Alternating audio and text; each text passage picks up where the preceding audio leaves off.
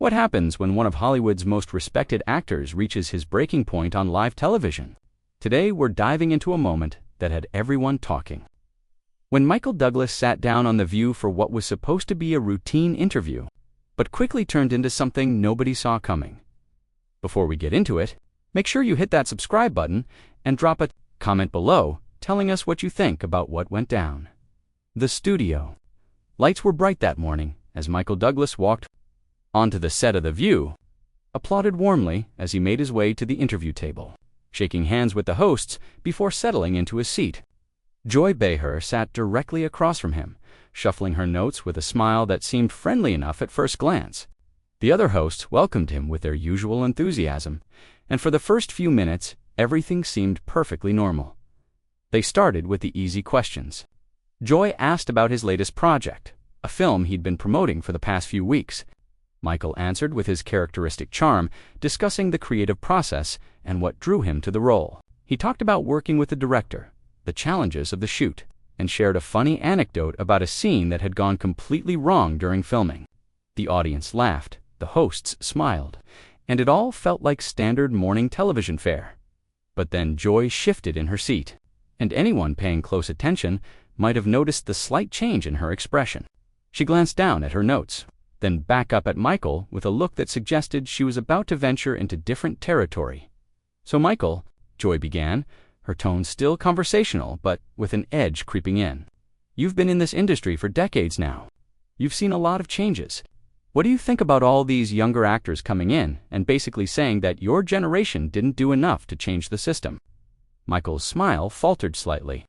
He took a moment before responding, clearly weighing his words.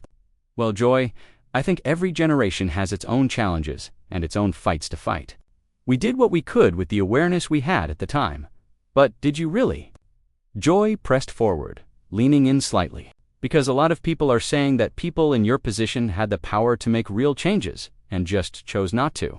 They're saying your generation was complicit in a lot of the problems we're still dealing with today. The other hosts exchanged glances. The audience had gone noticeably quieter. Michael's jaw tightened, but he maintained his composure. "I don't think that's entirely fair, Joy. The industry has always been complicated. There were battles being fought that the public never saw. There were risks people took that cost them their careers. To paint an entire generation with that brush is reductive." Joy wasn't backing down. "But Michael, you were one of the powerful ones. You had influence. You had access. And yet here we are, still having the same conversations about representation, about pay equity, about abuse of power. At what point do we hold the people who were in positions of authority accountable for not doing more?" Michael shifted in his seat, his discomfort becoming more visible. "You're acting like it was simple, like we could just snap our fingers and change everything. It wasn't like that. The power structures were different. The economics were different. The culture was different." "That sounds like excuses," Joy said flatly. Her co-hosts looked increasingly uncomfortable, but none of them jumped in to redirect the conversation. The audience was dead silent now, sensing that something unusual was happening. "Excuses." Michael's voice rose slightly. "Joy, I've spent 50 years working in this business. I've seen it evolve in ways that you can't possibly understand from sitting behind this desk. I've watched friends lose everything for speaking out. I've seen careers destroyed for trying to change things. So, before you sit there and lecture me about what I should or shouldn't have done, maybe you should consider that you don't know the full story." "Then tell us the full story," Joy shot back. "Because, from where I'm sitting, it looks like a lot of powerful people stayed silent when they should have spoken up. And now they want credit for doing the bare minimum." Michael's face was reddening now. "The bare minimum. Do you have any idea what some of us risked? Do you know how many conversations happened behind closed doors? How many battles were fought that never made it to the press? Or are you just interested in scoring points on daytime television?" "I'm interested in the truth," Michael Joy responded, her voice sharp. "And the truth is that while people were suffering, while people were being abused and exploited, a lot of folks in your position looked the other way because it was convenient." "That's not true," Michael said forcefully. "That is absolutely not true, and you know it. You're distorting history to fit your narrative. Yes, there were people who failed. Yes, there were systems that needed to change. But to act like everyone with any degree of success was just complicit and uncaring. is insulting and dishonest. Maybe we should talk about your new film, she suggested weakly. But both Michael and Joy ignored her. What's insulting, Joy continued, is expecting us to applaud your generation for doing what should have been basic human decency. You want a medal for not being as bad as the worst offenders? That's not how it works. Michael stood up suddenly, his chair scraping against the floor. The audience gasped. I don't want a medal, Joy. I don't want applause. What I want is for people like you to stop rewriting history to make yourselves feel morally superior. You have no idea what it was like. You weren't there. You didn't have to make those impossible choices. Joy remained seated, but her voice was ice cold. Sit down, Michael. You're on live television. I know where I am, Michael said, still standing, and I'm telling you that this ambush journalism, this gotcha approach where you invite someone on your show just to tear them down, it's cheap, it's easy, and it doesn't actually help anyone. It's not an ambush to ask someone to account for their actions, Joy retorted. Or in your case, their inactions. If you can't handle tough questions, maybe you shouldn't be doing interviews. Michael laughed bitterly. These aren't tough questions, Joy. This is you performing for your audience. You've already decided what you think about me and my entire generation.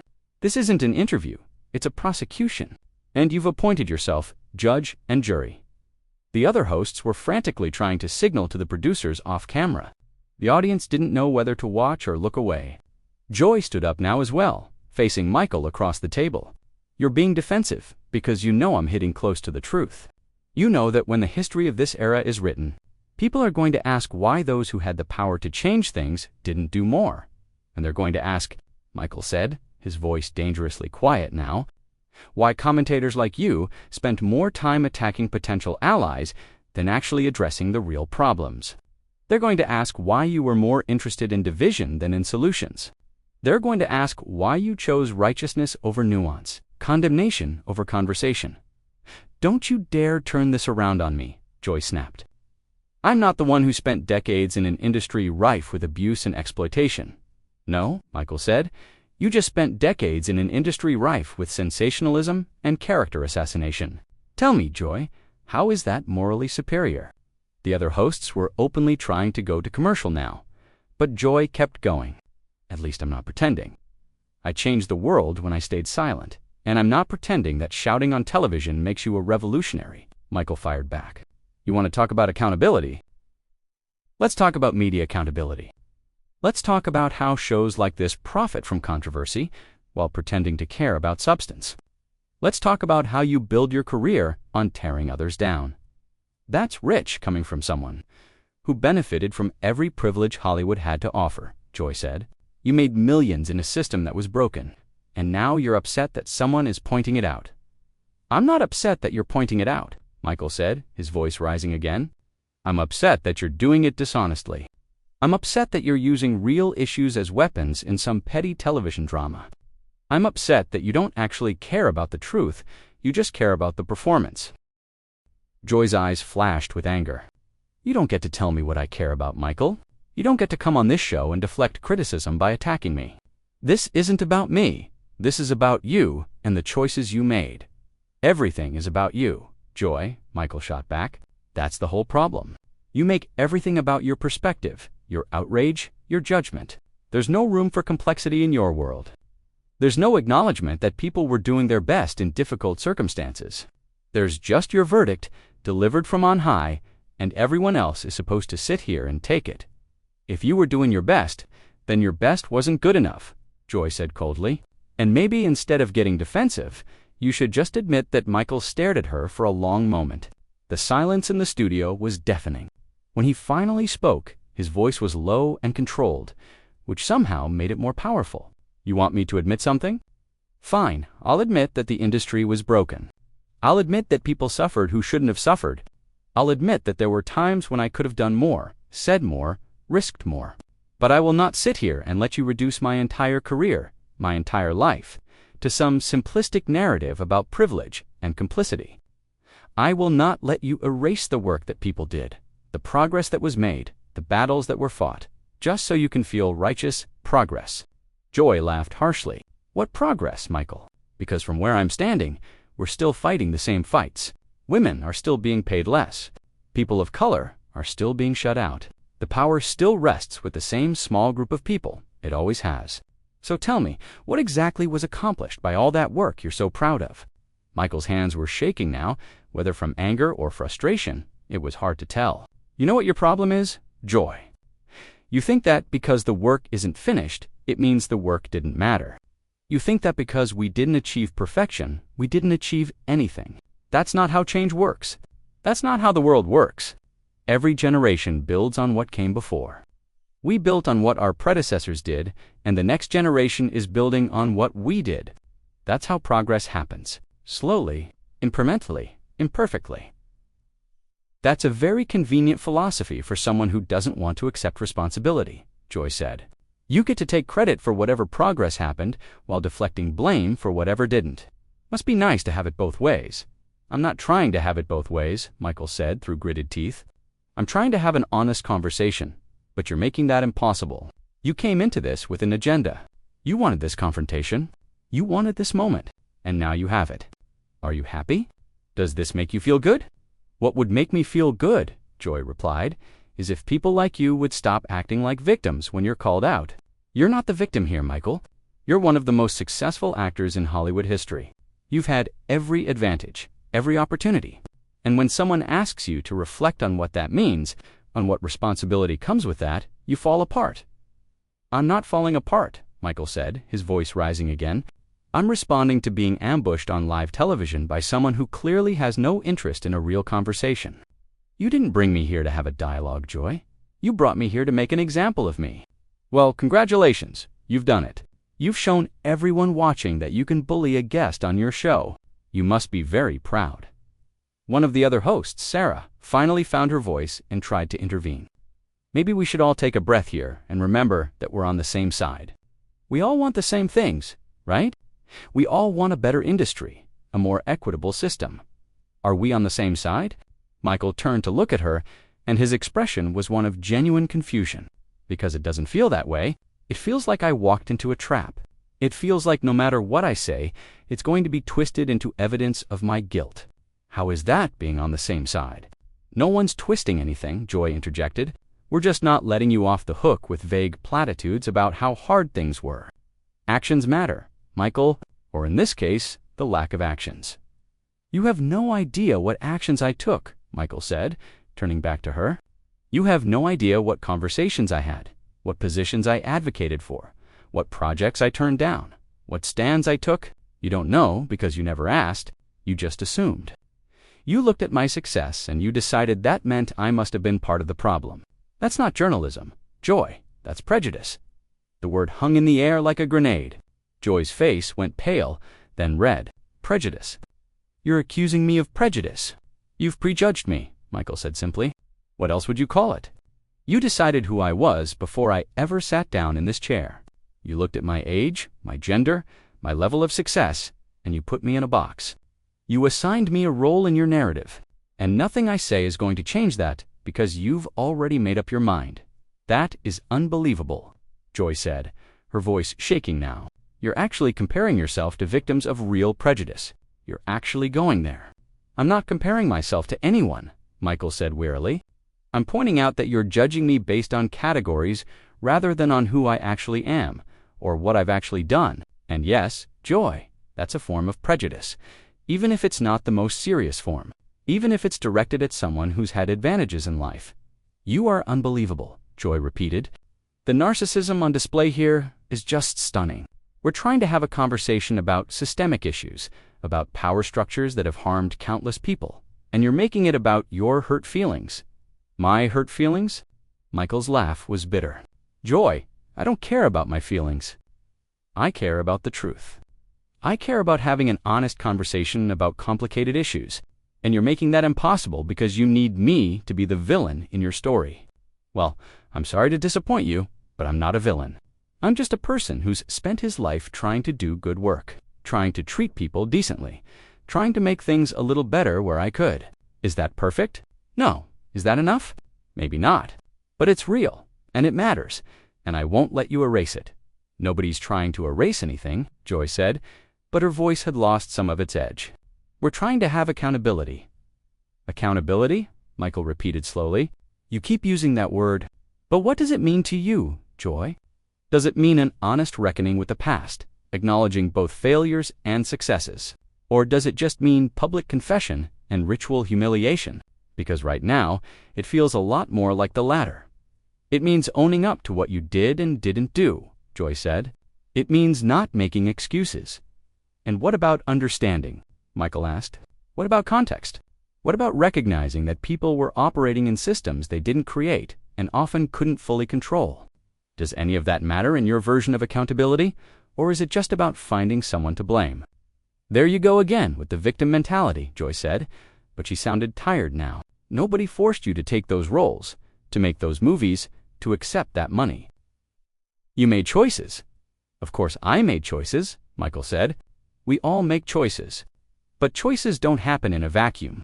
They happen in context, in circumstances, under constraints that aren't always visible from the outside. I'm not asking for a pass, Joy. I'm asking for fairness. I'm asking for the same nuance and understanding that I assume you'd want if someone was examining your choices. Your career, your life. My life has been an open book, Joy countered. I've never hidden from criticism, haven't you? Michael asked quietly. Have you ever really examined your own role in the media ecosystem? Have you looked at how your show profits from controversy, from division, from turning every conversation into a battle? Have you considered that, maybe, just maybe, you're part of the problem too? Joy opened her mouth, closed it, opened it again. That's different, she finally said. Is it? Michael asked. Or is it just easier to see other people's failures than your own? Easier to point fingers than to look in the mirror? The other hosts were completely frozen now. The audience was riveted.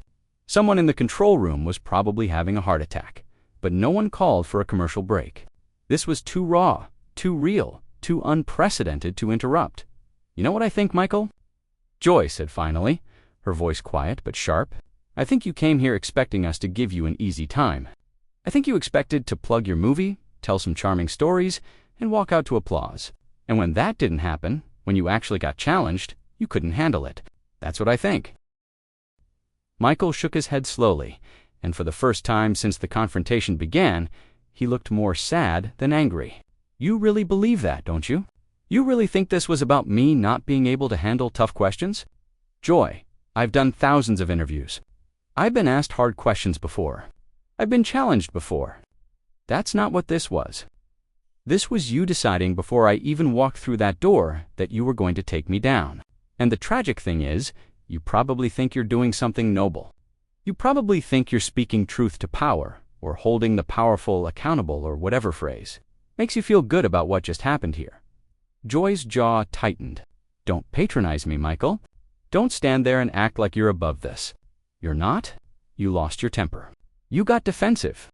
You showed everyone watching exactly who you are. And who is that? Joy, Michael asked, spreading his arms wide. Tell everyone watching. Who am I? Go ahead, give us your verdict. That's what you want, isn't it? That's the whole point of this exercise. So do it. Tell everyone what you've decided about me. Joy hesitated for just a moment, then pressed forward. I think you're someone who benefited enormously from a broken system and never did enough to fix it. I think you're someone who's more interested in protecting your legacy than in facing uncomfortable truths. I think you're someone who mistakes being successful for being right. Michael nodded slowly, as if he'd expected exactly that answer. And I think you're someone who mistakes being loud for being brave. I think you're someone who confuses moral posturing with actual morality. I think you're someone who's built a career on dividing people, and then congratulating yourself for starting important conversations. But here's the difference between us. Joy, I'm willing to admit that I might be wrong about you. I'm willing to consider that maybe there's more to who you are than what I'm seeing in this moment. Are you willing to do the same? The question hung in the air. Joy stared at him, and for just a second, something flickered across her face. Doubt, maybe, or recognition. But then it was gone, replaced by the same hard certainty she'd had since the interview began. I judge people by their actions, Michael. And your actions speak pretty clearly, do they? Michael asked. Because you don't actually know my actions, Joy. You know my public persona. You know my filmography. You know the headlines. But you don't know the conversations I had with studio executives about hiring practices. You don't know the times I used whatever influence I had to get someone a meeting or a job or a chance they wouldn't have otherwise gotten. You don't know the projects I walked away from because I didn't like how people were being treated. You don't know any of that because you never asked. You just assumed that because I succeeded in a flawed system, I must have been complicit in all of its flaws. Then tell us, Sarah interjected again, her voice gentle. Tell us about those things. Help us understand. Michael turned to look at her, and his expression softened slightly. I appreciate that, Sarah. I really do. But here's the thing.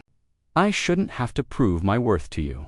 I shouldn't have to catalog every good deed I've ever done to earn the right to be treated with basic respect. That's not how conversations are supposed to work. You start from a place of good faith, from an assumption that the person you're talking to is trying their best. And then you explore the complexity together. You don't start from a place of accusation and demand that someone justify their entire existence. But when you have as much power as you've had, don't you have a higher standard to meet? Sarah asked, still gentle, but pressing the point. Maybe, Michael conceded, probably. But that doesn't mean you throw out all sense of fairness or proportion. It doesn't mean you get to attack someone personally and then act surprised when they defend themselves. And it definitely doesn't mean you get to rewrite someone's life story to fit your preferred narrative. And call it accountability.joy, cut back in, her voice sharp again. Nobody's rewriting anything. We're just not accepting your version of events at face value. We're asking questions. If that makes you uncomfortable, maybe that's something you need to sit with. I'm perfectly comfortable with questions, Michael said. What I'm not comfortable with is the assumption of guilt that underlies every single one of yours. You're not asking questions to learn joy. You're asking questions to prosecute. There's a difference, and you know it. Maybe you feel prosecuted because you know there's some truth to what I'm saying, Joy countered. Maybe that discomfort you're feeling is actually your conscience trying to tell you something. Michael laughed, but there was no humor in it. My conscience is fine. Real pain that real people have experienced as ammunition in some petty television battle. You want to talk about accountability? Let's talk about the accountability of using other people's suffering as a prop for your show. Let's talk about the accountability of reducing complex systemic problems to simplistic good guy, bad guy narratives. Let's talk about the accountability of caring more about ratings than about actually making a difference. That is out of line, Joy said, her voice rising. You don't get to question my commitment to these issues. I've been fighting for justice longer than you've been making movies. Have you? Michael asked. Or have you been performing a fight for an audience? Because there's a difference. Joy, there's a difference between actually engaging with difficult problems in good faith and just scoring points by attacking whoever's sitting in that chair. And I think if you're honest with yourself, you know which one this was. The other hosts were looking at each other now, clearly unsure whether to intervene or let this play out. The audience was absolutely silent, every eye fixed on the confrontation unfolding before them. This had gone so far beyond a normal interview that there was no roadmap for how to handle it. You are so desperate to be the victim here, Joy said, but her voice had changed. There was something almost pleading in it now. Can't you see that this isn't about you personally? This is about a system, about structures of power that need to be challenged and changed. Then, challenge the structures, Michael said, his voice dropping to almost a whisper. Challenge the systems. But don't use me as a stand-in for everything you hate about Hollywood. I'm a person, Joy. I'm a complicated, flawed person who's tried to do good work and be a decent human being in an industry that doesn't always reward those things. I've made mistakes. I've fallen short. But I've also tried, and that has to count for something. It has to. For a moment, just a moment, Joy's expression softened. Then she seemed to catch herself, and the hardness returned. Trying isn't enough when people are hurt. No, Michael agreed quietly. It's not. But it's all any of us can do. Joy. It's all anyone can do. We try, we fall short, we try again. We do our best with what we know at the time, and we hope that it's enough, even though we know it probably isn't. That's the human condition. That's all of us, not just me. You, too. Everyone watching. Everyone in this studio. We're all just trying to navigate complicated circumstances with imperfect information and limited power. And maybe, just maybe, we could be a little more gracious with each other about that fact. The studio was so quiet you could hear the cameras humming. Joy looked at Michael, and Michael looked back at her, and something passed between them that was impossible to name. Not agreement exactly, not understanding, not quite, but perhaps a recognition of shared humanity, of mutual exhaustion, of the weight of living in a world where every conversation could become a battleground. "I don't know what you want from me," Joy said finally, and she sounded tired. "Nothing," Michael said softly. "I don't want anything from you, Joy. I just wanted to have a conversation.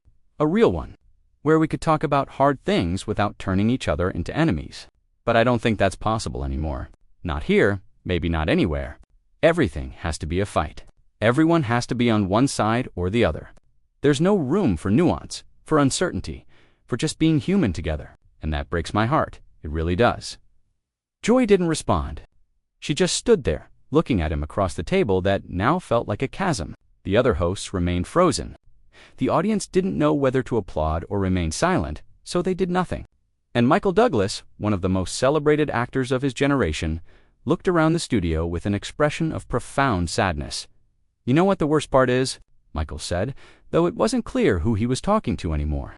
"The worst part is that we probably agree on more than we disagree on.